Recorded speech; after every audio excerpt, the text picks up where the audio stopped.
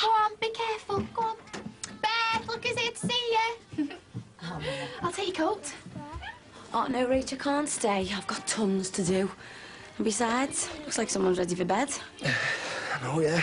Oh, it's a pity you can't stay. It's nice for Beth to see her cousins. Oh, I'm sure they'll see plenty of each other over the Christmas, won't they? I hope so. Been down to give you this. What is it? You won't find out unless you open it. 100 quid? Yeah, it's off my dad. I said I'd lend it to you and he's going to pay me back when he gets out.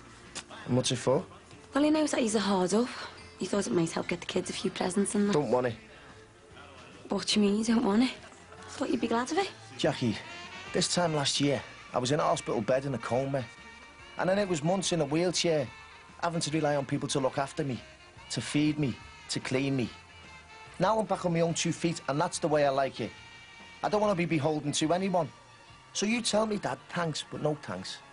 I don't want his pity or his charity. You don't want to offend him, do you? Oh, and does he want to offend me? Because that's what he's doing with these handouts. Mike, it isn't a handout. He's only trying to help you. I don't want 100 quid off him to ease his conscience. Or yours, for that matter.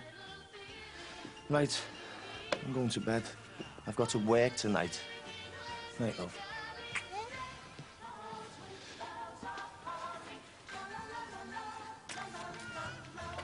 And you reckon Max will just go along with this? Well, I won't give him the chance not to. Are you stuck with Jackie making small talk for nothing? You're having second thoughts about this, aren't you?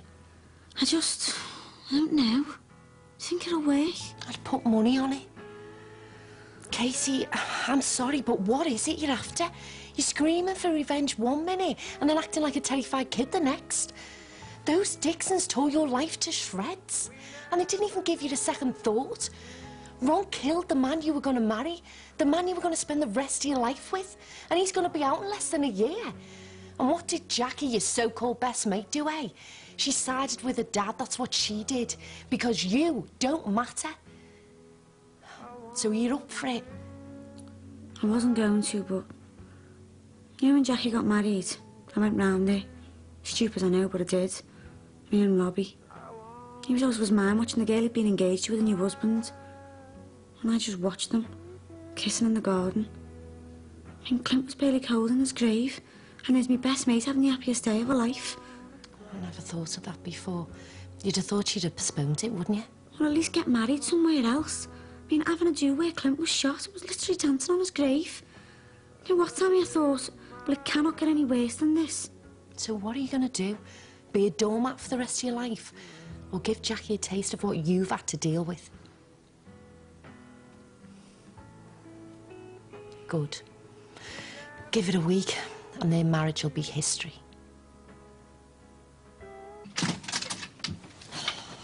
That stupid girl at the salon only gave me a message 10 minutes ago.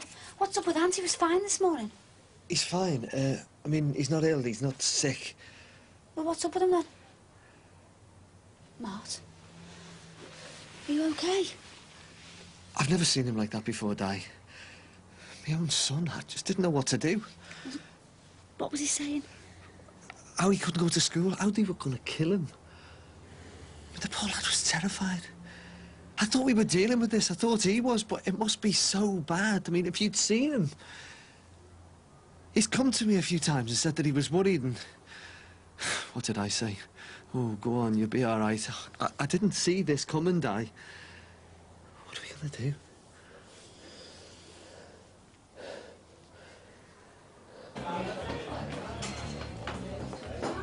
That's the last of them, Christy. Cheers. Hey, did you get that crate round to our kids? Yeah, Auntie's sick, so Marty's off work looking after him. Selling Stig Marty playing up again, was it? You, got a mobile phone? Yeah. Pay as you go? Yeah. Get yourself 20 quid's worth of credit. Don't go blowing up phone calls to Emily either. Keep your phone fully charged and wait for my call, you got it? Loud and clear. It's coming out your wages, that. Hey, when's it all gonna kick off? I told you, I'll let you know. I want you on standby, ready to go at a moment's notice. Well, come on, get the rest of these beers on the cold shelf. Be out of date by the time you finish your yapping. Can't get the staff these days. What do you want? How is he? Out like a light.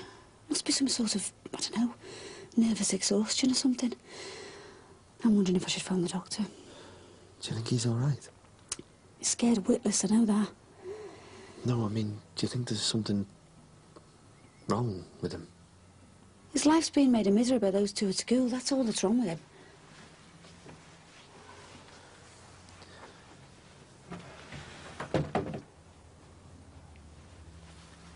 But it's not normal, is it?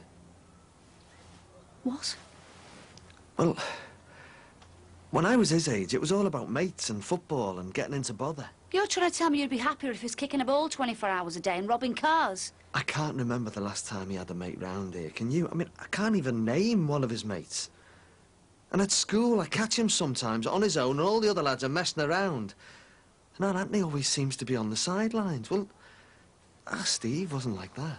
He's not Steve, Marty. He's not Steve, and he's not a chip off the old block. He's a sensitive lad who, amazingly, doesn't like fighting and getting himself into trouble.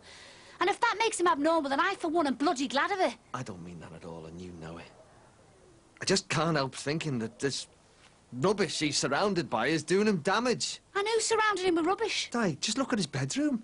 Most lads of his age have got posters of Britney Spears, and what's our Anthony got? A picture of the Sacred Heart. Marty, you're like a broken record. I had model airplanes when I was a kid. He's got statues of Our Lady and St Anthony of Padua. How normal's that? What's normal, Marty? I don't know, but I'm just worried about him is all. I'll tell you what you're worried about, Marty. You're worried it reflects badly on you. Rough, tough Marty Murray's got a son who can't handle himself. That makes you less of a man, does it? I don't mean that at all. What kind of father questions his son's normality? The sort that's worried that he can't handle it out there. Right, that's it. What? We're sat here ripping each other to shreds while that school does nothing.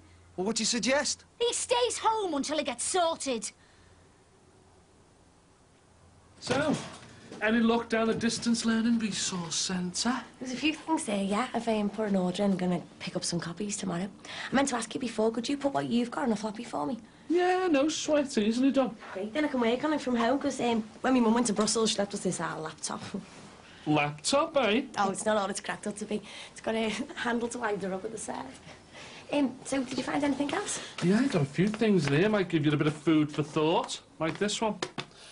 Reckons they've got a cure for cancer. You kidding? His theories are a bit grassy and all like, but his argument holds up. Reckons they won't publish the formula in case there's a fall in profits. Because if there's a cure, there'll be no need for treatment drugs. Shocking, isn't it? Why? Oh. Isn't it obvious? Well, devil's advocate for a minute. Why are you so shocked that a company should be out to make profits? Because medicine's there to save, isn't it? I mean, if you're sick, you should get treatment on demand. Well, which you do in this country, sort of, if you manage to survive the waiting lists. Yeah, but that's down to how the NHS is funded. That's nothing to do with all the drug companies. And what about those countries where there's no NHS? Third world countries where it's a 2-day walk to the nearest hospital.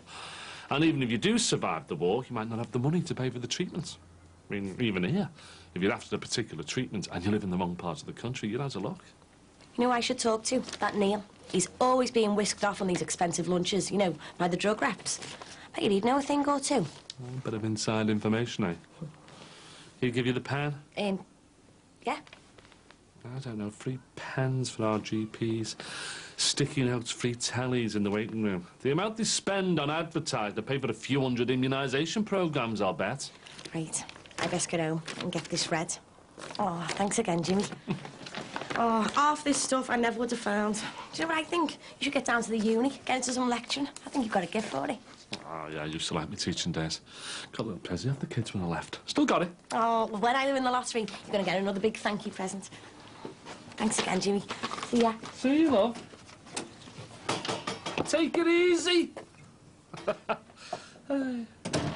Yeah, and then our Mike had to go at me saying that he wasn't a charity case. Well, he shouldn't have said it if he didn't mean it. I'm gonna tell me dad, Max, that he wouldn't take the money.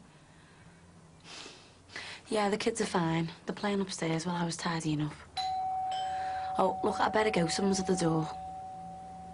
Yeah, it's probably on Michael, an apology. Yeah, I doubt it and all. I'll see you later. Love you, bye. Hang on.